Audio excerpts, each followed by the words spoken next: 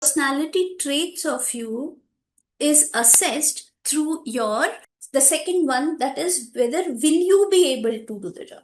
The first one is can you do the job, and the next one is will you be able to do the job. And also we would have sent our resume where we would have mentioned a lot of things about us. So the third one is the assessment that they do is verifying the resume facts. Like you would have mentioned a lot of things in your resume. Let's say you say that you have achieved these things and your strengths are these, and you have attended so many conferences and you have presented papers and you are strong at some technical competencies. So during an interview they verify the resume facts that you have mentioned, whether they are true and whether they are in tune with the requirements of the company. The next assessment that they do is to assess your communication skills. Communication skills, as all of us know, you play a very, very important role.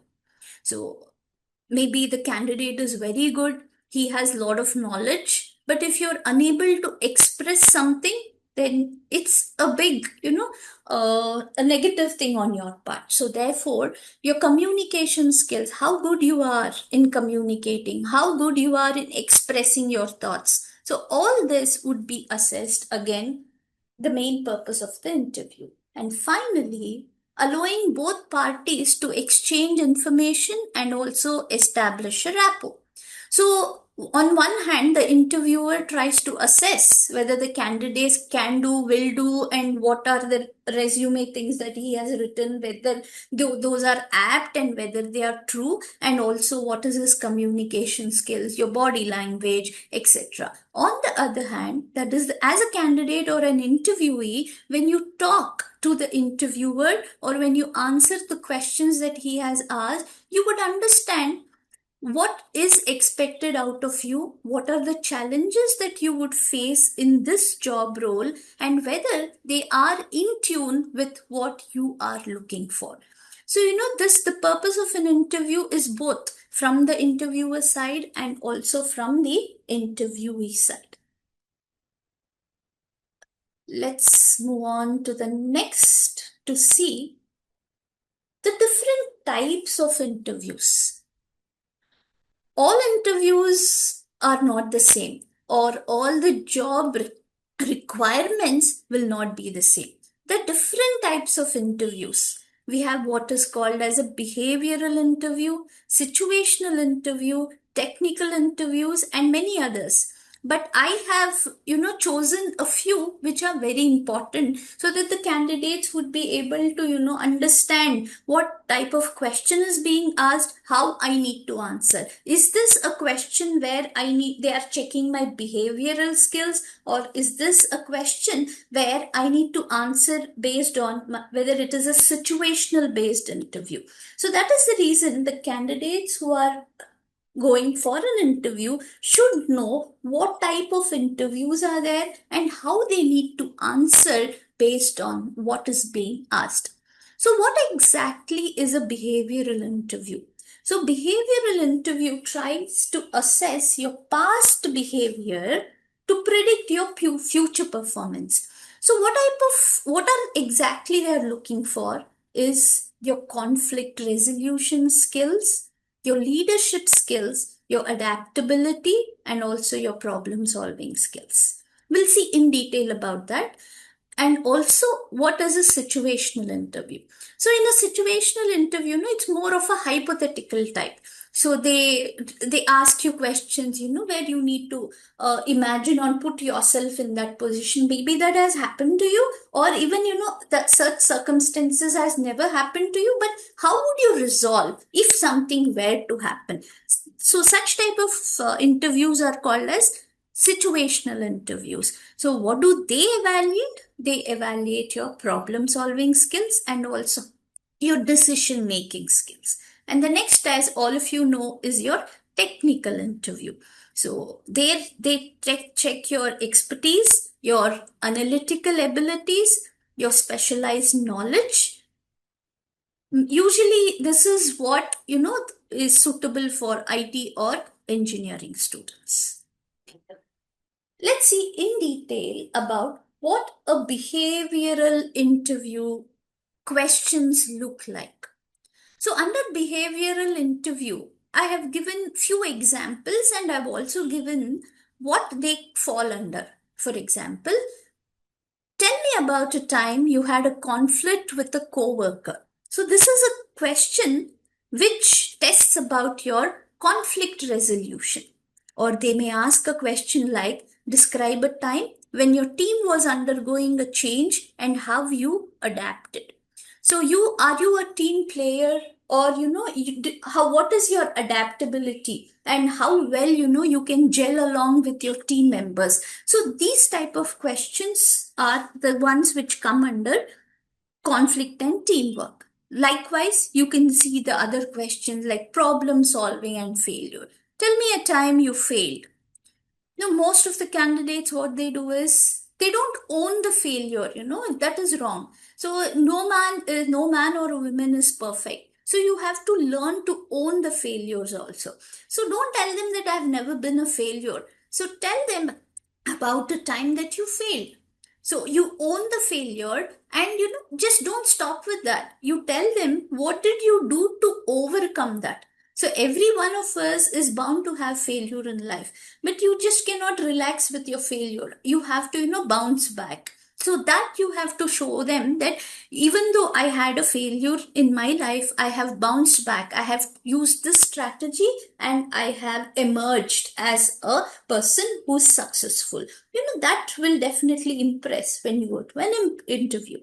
Your pressure, how much you're able to take a pressure, and what are your leadership skills. Example, tell me about a time you were under a lot of pressure. Even as a student, you can always give examples. How to answer these questions? Of course, I'll let you know in the next slide.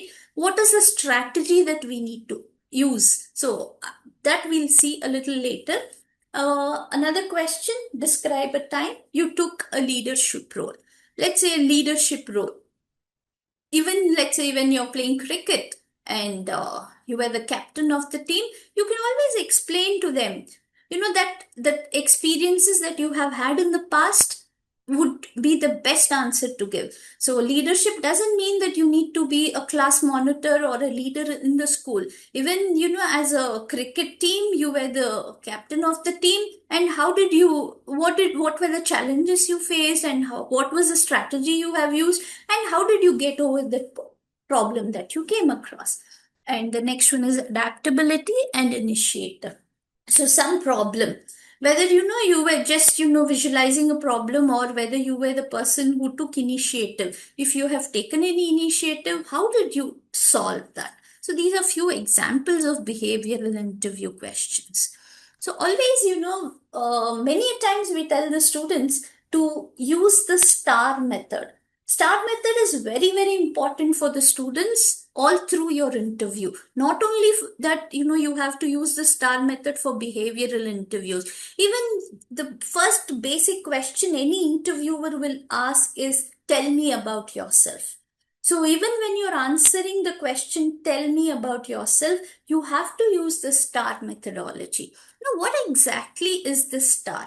STAR is an acronym where you have S, which means a situation or a challenge. T stands for task, A stands for action, and R stands for a result. So any answer, it is better to answer with the STAR method. So you have to set a context, that is the situation or challenge. Explain to them what was the scenario like, what were the challenge that you were facing. Explain to them what was the task, or the goal that you had to achieve. More detailed explanation is required about the action.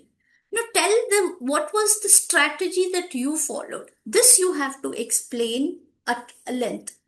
You can limit situation and task little, and you have to be more elaborative on this aspect, that is action. Like, what is the strategy that you have used, and what is the outcome, that is the result. So always use the STAR method: situation, task, action, and result. So when we see each question in detail, like how to answer, so there we would see more examples on how to answer by setting the context or explaining what is the task, telling them in detail what action you have taken, and also the result. So, but always remember the STAR method helps you to answer many questions, and you will definitely be impressing the interviewee, because instead of they probing you back to back questions, when you explain or when you use the STAR methodology, the interviewer will be convinced, because he exactly what he's looking for you are giving him. So always use the STAR methodology when you're answering the interview questions. The next one is the situational interview. So, as I told you, the situational interviews are more hypothetical. So, they usually start with these like, what would you do if? So, they're more like hypothetical. As I told you, you might have come across these situations, or if you haven't come across, let's say you put yourself in that position and you have to answer what you would do if you were to come across. So they are more hypothetical. It's not that all the questions will be hypothetical or behavioral questions. A couple of them, when you're answering in a regular job interview, you might come across this. Again, based here again, you have to use the STAR methodology to answer. Few examples of situational interviews are: tell me about a time you had to work hard with a difficult colleague of yours. How did you handle multiple projects with competing deadlines? Or describe a time you had to adapt to a major change in the project. These may be, more applicable for candidate who's experienced. What would you do if you saw a colleague acting against a company policy? So try to be more specific when you're answering a situational interview. Stay positive, and always remember, do not blame others. As I told you, own the failure, but do not blame others. So that is one of the important things the candidate should remember, not to blame others. Focus on your proactive steps and the lessons that you have learned, and always speak at length about the action or what strategy that you have choose. Now let us see different types of interviews based on the formats and administration. We have different types of interviews. One is the panel interview. So, what happens in a panel interview is there is only one interviewee, but there are many interviewers. As you can look into the picture, there are four interviewers and there is only one interviewee. Usually, for promotions, or at times even for the freshers also, they may conduct a panel interview where, instead of having sequential interviews, like ones you have with your reporting manager, ones you have with your HR, ones you have with the CEO, instead of that, all of them sit together and they shorten the interview process, where the candidate is being called back to back. Instead of that, they can do it in one go. So then they prefer what is called as a panel interview. So you'll have questions from the immediate manager that you're reporting to, or the CEO also might sit and he can ask you questions. There would be questions from the HR team. There may be questions from the technical expertise. So all of them sit together and they ask you questions. So that type of interview is called as a panel interview. Sometimes what happens, the second type is the group interview, where multiple candidates are interviewed simultaneously. So you can take an example of a group discussion. So a group discussion is one way of a group interview. So what happens, you have many candidates who are being interviewed simultaneously. There, they really get to know the team, who's a team player, who can be a team leader, and what are your leadership skills, how do you interact with others, whether you can gel along with others, whether you are adaptable, what are your listening skills. Everything is assessed through this group interview. in detail we will see in our sessions, where we would see like what are the do's and don'ts of a group interview, or how to answer in a panel interview, how to take up the questions when so many people are being asked. So those details I'm not going to deal in today's session. This is just an overview about what interviews are. Okay, based on the format and administration, we have what is called as phone or screening interview, where we have the quick initial call by the recruiters, just to make sure you're the right candidate. They would call and they would ask you whether you have the expertise in this, do you have this knowledge. So this will be a very short conversation. Most of the time it happens over the phone. Then we have what is called as a video interview. I'm sure all of you are aware of late that there are so many interviews that happens conducted through Zoom or Teams. So where the physical presence of the candidate is not required, everything happens remotely. So that is nothing but a video interview. We will also see about what are the do's and don'ts about this type of remote interviews, like how to dress, or how to maintain eye contact. All those details again we will see. Stress interview usually conducted for these jobs which involves marketing and sales. So because the job itself is with lot of stress, because they have their targets to be achieved. They need to come across a lot of people, convince people to buy a product, or they have to market a product and sell, so different things. So the stress interviews is usually for marketing jobs, where the candidate is made to go through a lot of stress, and some derogatory statements are made, and they try to criticize the candidate. The interviewers, I mean, they criticize the candidates just to check whether the interviewee is able to bear the stress that is involved in the job. So that is called as a stress interview. So interviews can also be a structured interview, an unstructured interview, or a semi-structured interview. So what is a structured interview? So what happens in a structured interview is it uses a standardized list of questions. So most of the time the job interviews would be structured. So what happens is, as you can see in your colleges also, no, same set of questions is being repeated for all the candidates. So the HRs, they have the same set of questions which is asked to different candidates. So that is called as a structured interview. But what happens in an unstructured interview is they don't have any set of questions. So once you start answering, based on the answers that you give, they start framing questions. So the more you answer, the more questions are being framed. That means there is no set of questions that being set by the HR that I should ask only these questions to the candidate. So it depends on the conversations, and it is more of an open-ended format. A mixture of all both of this, that is, which has a combination of structured and unstructured, would be a semi-structured interview. When you're answering the questions in an interview, you should always, understand whether it is an open-ended question or a closed question. This is what is very important for the candidates attending an interview, because an open-ended question requires that the candidate speaks more about it. Don't give one word or one line answers. You need to explain, you need to describe, you need to be more elaborate on these questions. Let us say a HR asks you, tell me about yourself. It's an open-ended question. If I'm a candidate, I should just not say, okay, I'm Ashwini, and stop with that.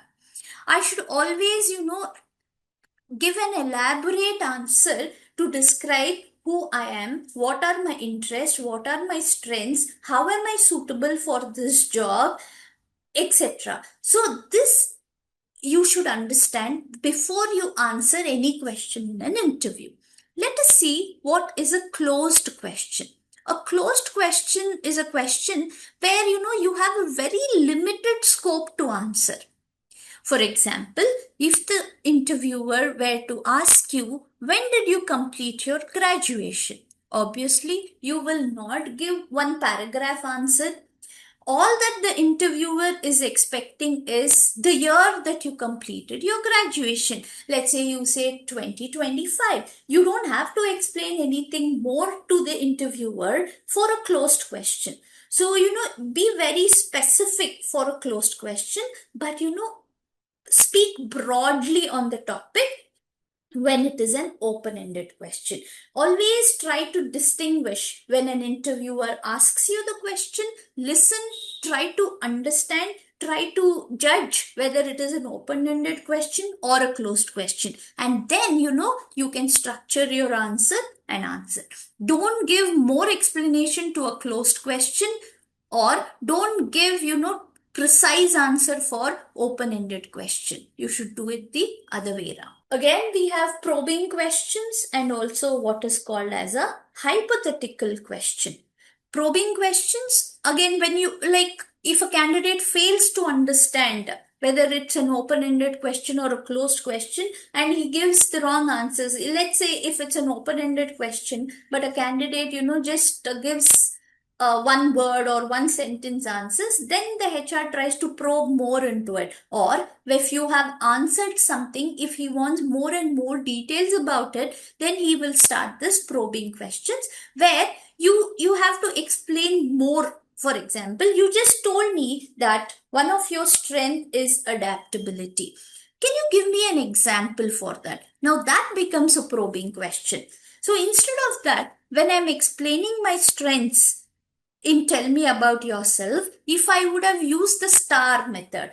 STAR is nothing but an acronym which stands for situation, task, action, and result. So if I would have explained that I call myself that I'm adaptable, let me give you an example. When I was studying in my college, I was faced with this situation. I did this and this was the result. So had I answered like this, there is no scope for probing questions. And hypothetical questions, we have already seen earlier what type of questions can be asked during the interview.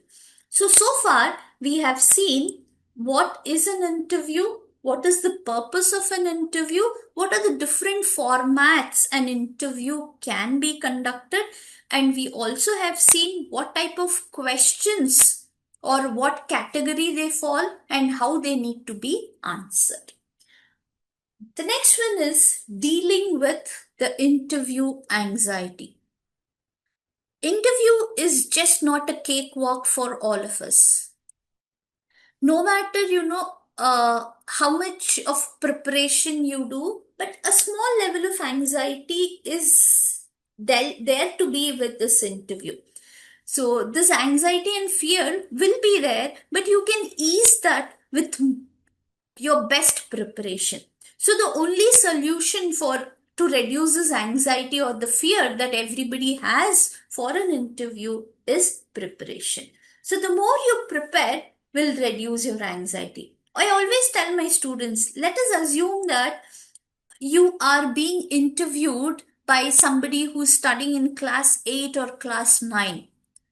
So I'm sure you will not have any anxiety or fear.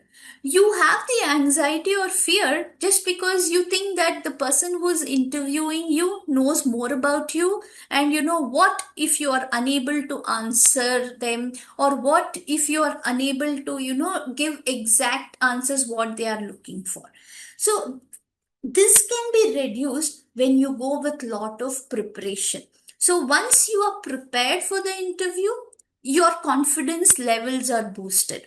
So once you're more confident, then what happens? You sound more relaxed. When you are more relaxed, your mind can answer in a better way. Your mind can think in a better way. Your mind will give you all that you know. Otherwise, let's say if you're in a fear or anxiety, you know the answer. The moment you walk out of the interview, you feel ashamed about yourself because you knew that, and at that moment of time, you couldn't tell.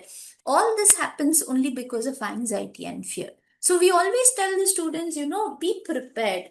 Preparation, preparation, and preparation. So the more prepared you are, the less anxiety, and also you will enjoy the interview process and you'll sound more confident. You will come out of the interview with flying colors.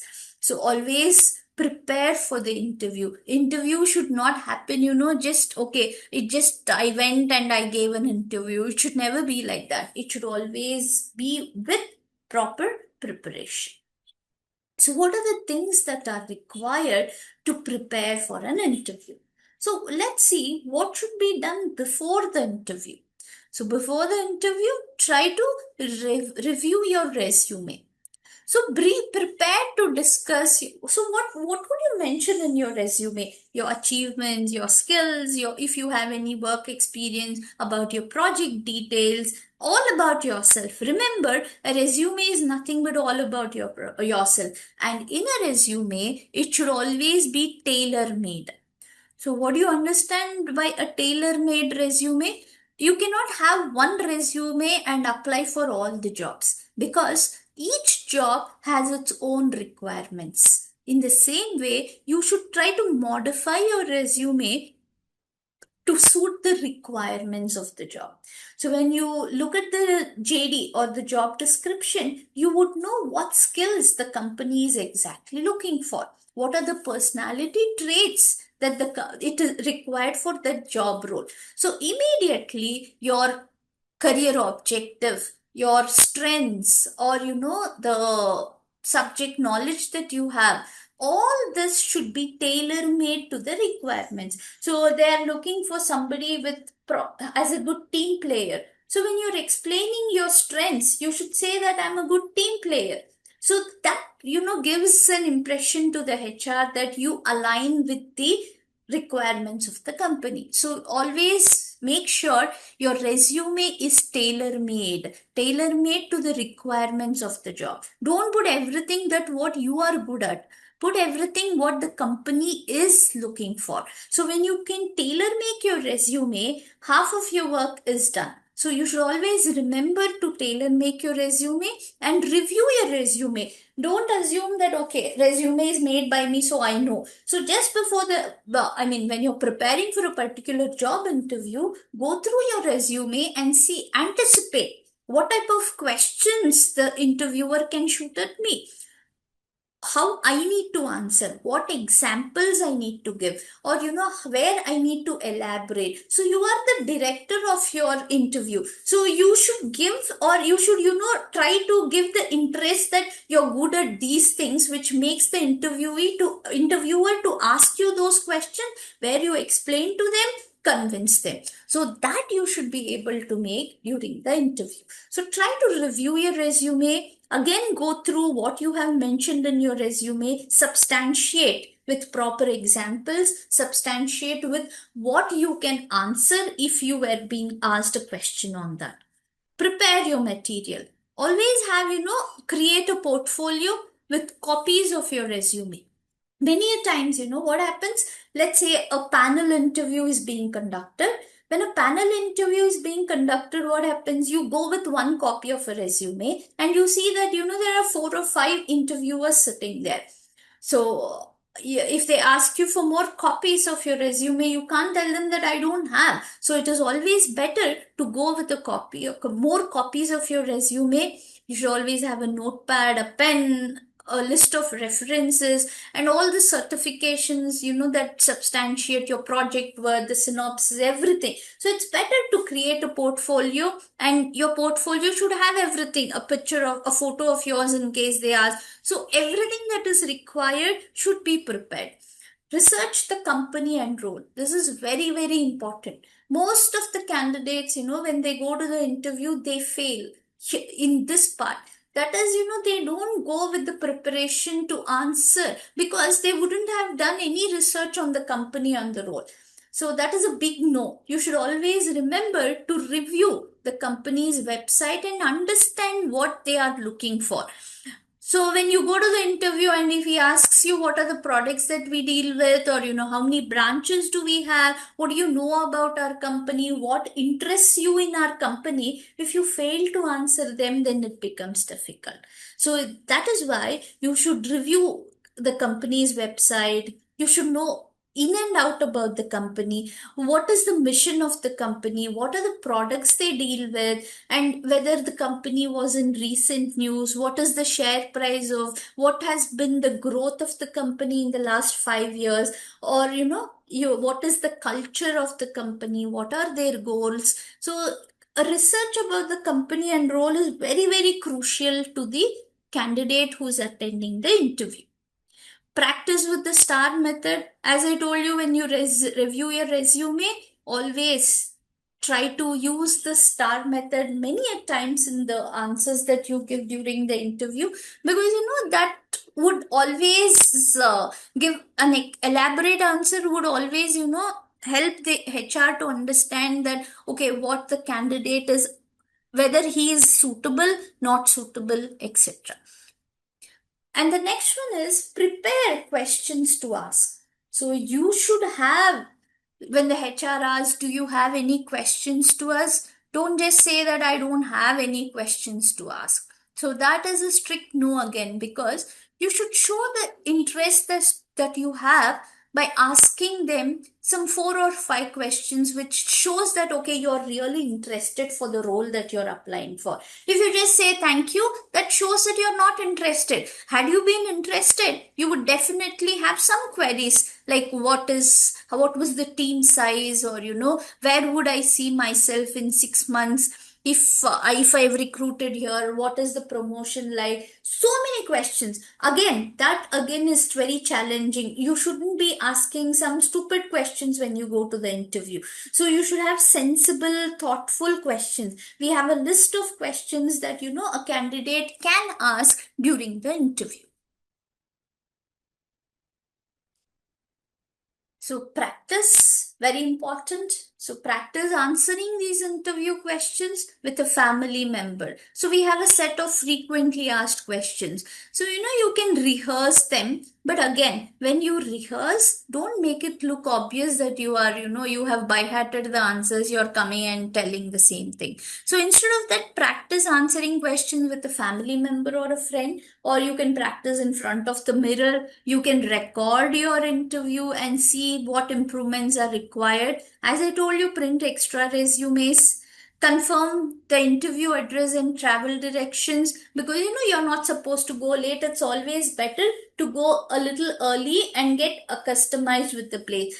So when you are more familiar with the place, when you go to the interview, that will definitely boost up your confidence level. So try to reach on time. So make sure you know the address. You can, in fact, go visit the place the previous day itself to avoid all the confusion on the day of the interview. Plan what you will wear. Very important, because the dress code, 93% of what we are going to convey is conveyed through your body language. Again, that is an extensive topic that we have to deal when we are talking about the interview skills, where we'll see how to sit, or different things. Today, of course, we will see very few of it, but in detail, we will see in the coming sessions. Get a good night's sleep. Yes, very important, the previous night, that you should have enough sleep, because your mind would, be very active, and you will feel more energetic when you go to the interview, if you had a good night's sleep. So as I told you, leave with plenty of time to spare. So if you go a little early, you get more accustomed to the place. So that is really good. Before the interview begins, at least 10 to 15 minutes, be considerate and polite to all the staff members. This is a very important point. So all of us assume that the interview begins the moment we get into the interview hall. That is wrong. The interview would have begun the moment you park your vehicle.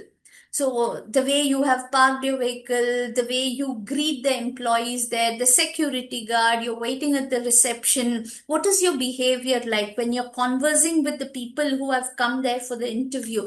So how you were behaving, everything is being observed. So try to, be polite and try to be considerate to all the staff members, and try to be a very decent and a very poised looking person when you write, even before the interview, at the moment you step into the interview place. Avoid any sense that may be distracting to the employer or the place around. It shouldn't be too smelly, so avoid that. Enter with a positive attitude. During the interview, okay, you need to ask for the permission to the interview room and greet the employer with a smile. Always do that. Don't just barge into the interview room. Always ask permission and enter, and also greet the employer. If there are many interviewers, you should always greet each one of them, or just say good morning to all. Look at everybody. Eye contact is important. Smile. Enter with a lot of confidence. Walk with confidence. So these are the few important things that we should be doing. Do not hesitate to offer a handshake and make an eye contact with the employer. So always, give a firm handshake. Don't give a meek handshake. Give a firm handshake. Make sure your hand is not wet, and handshake to be given to every interviewer present there. Eye contact, smile. Okay, there are a couple of many other things that goes on, but due to the time, I think we would end here. This is a glimpse of what we have seen about the interview skills, but there is a scores on the soft skills which we would be doing in a couple of days, and what you would expect out of this course are these topics, where you would be talking about verbal communication, what is importance of verbal communication, and how one need to converse, and also, as I told you, the non-verbal communication, very important, where we will be seeing about kinesics, proxemics, haptics, etc. As I told you, 93% of what we convey is through our body language. So, what type of body language one should always, portray? That we will see here. So, what are the greetings, introductions? So, let's say you have a dialogue with somebody, or you how to start talking or small talk. How do we have when we are in a workplace? That we will see under greetings, introduction, small talk. Assertive skills, very, very important. So, what is assertiveness? How do we communicate clearly? That how to be assertive, and how to be assertive and also maintain healthy relationship. And then we will see the strategy to improve our self confidence. So what is self confidence, what is the importance, and how you can build up your self confidence. What is emotional intelligence, very important. So that again we will see as why emotional intelligence, and what is the importance or relevance of it. The teamwork, so how you can be a good team player, and what is leadership skills, how is it very, very important, how I can be a good leader, what is expected out of a good leader, challenges how they face and how they own the responsibility. All that let us see under leadership skills. And the next important thing that we would be dealing with is SWOT analysis. So SWOT analysis is nothing but strengths, weakness, your opportunities, and threats. So it's a self realization. What am I good at, etc. Motivation, what are the types, techniques, and importance. The presentation skills. So, how do I present a topic? If I have to give a PPT, how should I choose a topic? How do I design the content required? What type of visual aids I can use? How do I keep the audience engaged? What type of body language I should be portraying when I am giving a presentation? Importance of time management. Again, we have the group discussion skills, importance of resume. What are the types of resume? How do one prepare a resume based on the requirements? As I told you, resume should be tailor made, and also how what should be the font size, aesthetics of a resume, everything we'll discuss. And interview handling skills. So what are the self preparation, the checklist, the grooming tips, do's and don'ts during an interview? How do I set a goal? What are the importance of goal setting? Few etiquettes like telephone etiquettes. How do I speak over the telephone? What are the phrases one should use when you're talking on a telephone? email etiquettes, how do I draft an email, how do I mail, what are the do's and don'ts, and also the dining etiquettes. So this course that we are going to start in a couple of days will have a 30 hours course, and this is what I have from my end. So if you guys have any questions, you can ask about today's session. You can type in your questions in the message box. I shall see that and respond if you have any questions. Okay, I can see one of them has messaged. This is more lengthy and depth. Okay, so let's keep it short. But that may be your point of view, but there are many candidates, who might need a more detailed explanation about an interview. So, no questions at all? Okay. So I can see Aki, I guess. Okay, ma'am, we are facing fear in the interviews. Aki, that as I told you, Aki, this anxiety, is very common to everybody. So it happens, but as I told you, only with preparation. When you start preparing more and more, always remember, Aki, this interview is about yourself. In an interview, he's not going to ask you questions about somebody.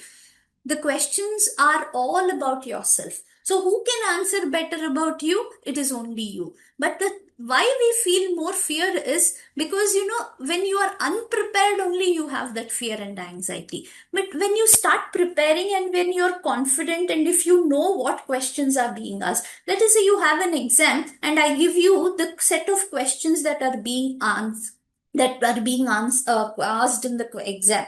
So 1 week in advance, you know all the questions, you have the answers with you. Will you still be scared? No. That is because you're more prepared. So in that way, you need to attend the interview. So once you're prepared, once you know what are the frequently asked questions, you're totally prepared for that. The anxiety and fear will be very easy, will ease down, and you can answer with more of confidence. I hope I have answered your question, Aki. Okay, what are some red flags interviewers ask for the candidate, but candidate don't realize? Yes, there are many red flags, For example, they ask you, what are your weaknesses?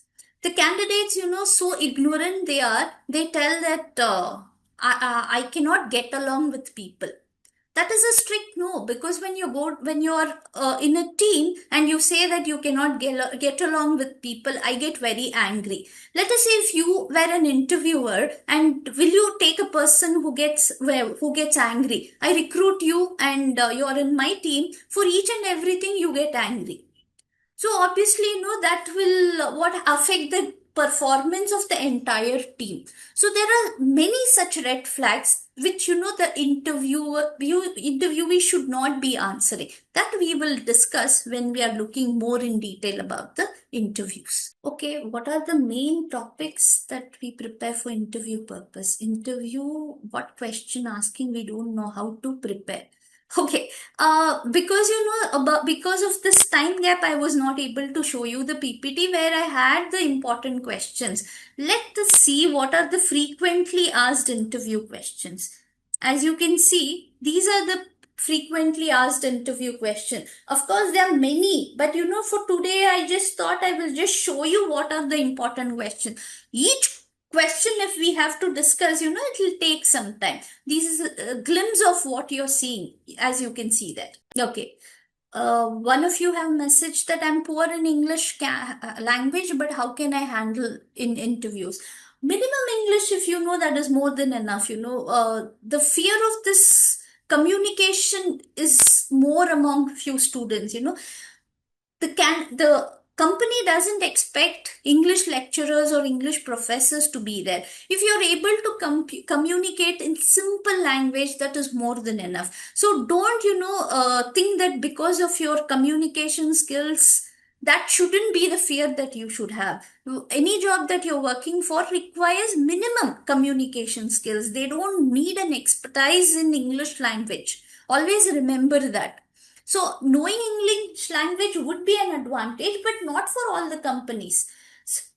So you don't have to fear about this being poor in English language. I'm sure you will be able to communicate simple languages, simple sentences. When you go to the interview again, when you're prepared for these few simple questions, I'm sure you can do a great job. Okay, I don't see any more questions. Okay, thank you so much. It was really nice giving this webinar to all of you.